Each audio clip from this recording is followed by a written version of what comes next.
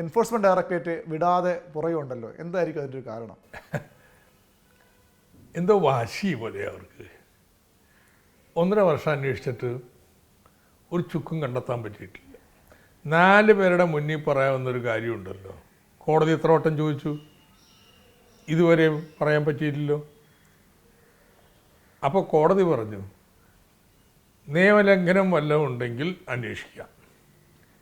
പക്ഷേ നിയമലംഘനം ഉണ്ടോ എന്ന് ചോദിക്കാനായിട്ട് എന്നെ വിളിക്കാൻ പാടില്ല, ഇതാ കോടതി പറഞ്ഞത്. അപ്പോൾ വീണ്ടും സമൻസ് അയച്ചിരിക്കാം. അത് കോടതി വിധിയുടെ അന്തസ്സത്തൊക്കെ യോജിച്ചതല്ല. കാരണം പുതിയ ഒരു തെളിവോ കാര്യമോ അവർക്ക് പറയാനില്ല. മനുഷ്യനെ ബുദ്ധിമുട്ടിക്കുക എന്നല്ലാതെ വേറെ ഒരു ലക്ഷ്യമില്ല ഇതിൻ്റെ പിന്നിൽ. അതുകൊണ്ട് പോയില്ല. തെളിവുണ്ടാക്കാനുള്ള ശ്രമത്തിലാണോ അവർ? അതുകൊണ്ട് അതെ, തെളിവ് കണ്ടെത്തും. തേടിയ എവിടെയെങ്കിലും മുട്ടിയാൽ കിട്ടിയാൽ കിട്ടി.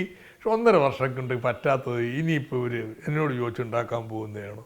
അപ്പം അതുകൊണ്ട് ഇത് ശരിയല്ല എന്നുള്ള കാര്യം വിശദീകരിച്ച് ഒരു കത്ത് കൊടുത്തു.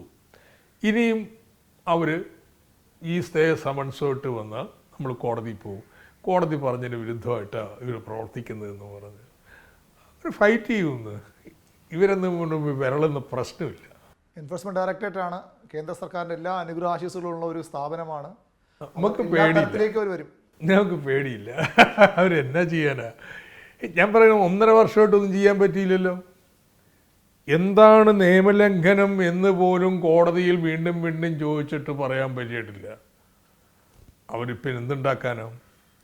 പക്ഷേ ഞങ്ങൾ ഈ കേസിൽ നിന്ന് പിൻവാങ്ങിയിട്ടൊന്നുമില്ല എന്ന് പറയാൻ ചിലപ്പം മുകളിൽ നിന്ന് പിടിച്ച് വരട്ടുന്നുണ്ടാവും ആരെങ്കിലും. അതായിരിക്കാം കാരണം. നിസ്സഹായരായിരിക്കും ഇവിടെ ഉള്ളവർ. പിന്നെ ലൈവായിട്ട് നിർത്താം. ഇങ്ങനെ ഇലക്ഷനിലേക്ക് പോയാണല്ലോ, ഒരു പുകമറക്ക് സൃഷ്ടിക്കാനുള്ള ശ്രമത്തിൻ്റെയൊക്കെ ഭാഗമായിരിക്കും. ഓരോ തെരഞ്ഞെടുപ്പോഴും ഒരു പ്രതീക്ഷിക്കണം. കാരണം നിയമസഭാ തെരഞ്ഞെടുപ്പ് സമയത്തായിരുന്നു ആദ്യം ഇതിങ്ങനെ തൊട്ട് മുമ്പ് സജീവ ചർച്ചയായി വന്നു. ഇപ്പോൾ അടുത്ത ലോക്സഭാ തെരഞ്ഞെടുപ്പിലേക്ക് പോകുന്നു. അപ്പോൾ വീണ്ടും തോമസ് ഐസക്കിനെതിരെ നിയമസഭാ തെരഞ്ഞെടുപ്പിൽ തൊട്ട് മുമ്പ് നമ്മുടെ ഇൻകം ടാക്സുകാരായിരുന്നു. അപ്പോൾ അവരിത് റെയ്ഡ് ചെയ്യാൻ പോകണമെന്ന് പറഞ്ഞപ്പോൾ നമ്മൾ വിളിച്ചു പറഞ്ഞു, ഇവിടെ കടലാസി എഴുതണ പണിയില്ല, എല്ലാം ഓൺലൈനായിട്ട് ചെയ്യുന്നതാണ്. പാസ്വേഡ് തന്നേക്കാം, നിങ്ങൾ നിങ്ങളുടെ ആഫീസിലിരുന്ന് മുഴുവൻ തിരഞ്ഞോ. ഇതൊരു ധനകാര്യ സ്ഥാപനമല്ലേ, അതുകൊണ്ട് അവിടെ ആളുകളുടെ വിശ്വാസത്തിനിളക്കം തട്ടരുത്.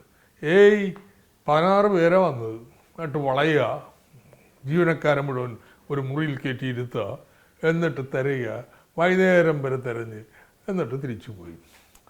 അത് നിയമസഭയുടെ മുമ്പുള്ള ഒരു നാടകമായിരുന്നു. പി രാജീവ്, തോമസ് ഐസക്ക്, AC മൊയ്തീൻ, ഇപ്പോൾ മുഖ്യമന്ത്രിയുടെ മകൾ മുഖ്യമന്ത്രി, അങ്ങനെ വലിയൊരു CPM-ന്റെ വളരെ പ്രധാനപ്പെട്ട ചില നേതാക്കളിലേക്കും ബന്ധപ്പെട്ട ആളുകളിലേക്കും നമുക്ക് നോക്കാം അവർക്ക് എന്ത് ചെയ്യാൻ പറ്റും എന്നുള്ളത്. ഈ കാര്യങ്ങൾ അതുകൊണ്ട് ഈ കേരളത്തിൽ മാത്രമല്ലല്ലോ, ഇന്ത്യ മുഴുവൻ പ്രതിപക്ഷ കക്ഷികളുടെ നേതാക്കന്മാർ വേട്ടയാടുകയാണ്. ഇപ്പം ഞങ്ങൾ മാത്രം എന്താ, രാഹുൽ ഗാന്ധി ഇല്ലേ, സോണിയാഗാന്ധി ഇല്ലേ, ഇവരൊക്കെ ഉണ്ടല്ലോ ഒന്ന്. ഇവരൊക്കെ അന്വേഷണം നേരിടില്ലേ. അപ്പോൾ ഇത് പ്രതിപക്ഷത്തിൻ്റെ എതിരെ വേട്ടയാടലാണ്. എത്ര വലിയ തെറ്റ് ചെയ്തവനാണെങ്കിലും BJP ചേർന്നു അതോടെ കേസും തീരും. ഇത് രാഷ്ട്രീയ നാടകമാണ്. അങ്ങനെ CPM ആരെയും കിട്ടാത്തതുകൊണ്ടാണോ തുടർച്ചയായിട്ട് ഇങ്ങനെ വരുന്നത്? എന്താ അവരുടെ മനസ്സിലിരിപ്പൊന്നും ആർക്കറിയാം. പക്ഷേ ഒരു കാര്യമായാലും തെളിയിച്ചിട്ടുണ്ട്, ഇവന്മാരെ പേടിയില്ലെന്നുള്ള കാര്യം. ഇനി പെട്ട് പേടിക്കാൻ ഉദ്ദേശിക്കുന്നുമില്ല. അവർ വിളിക്കുമ്പോഴൊക്കെ ഒരു ന്യായം ഇല്ലെങ്കിലും ചെന്ന് ഒച്ചാനിച്ച് നിൽക്കാനൊന്നും കിട്ടില്ല.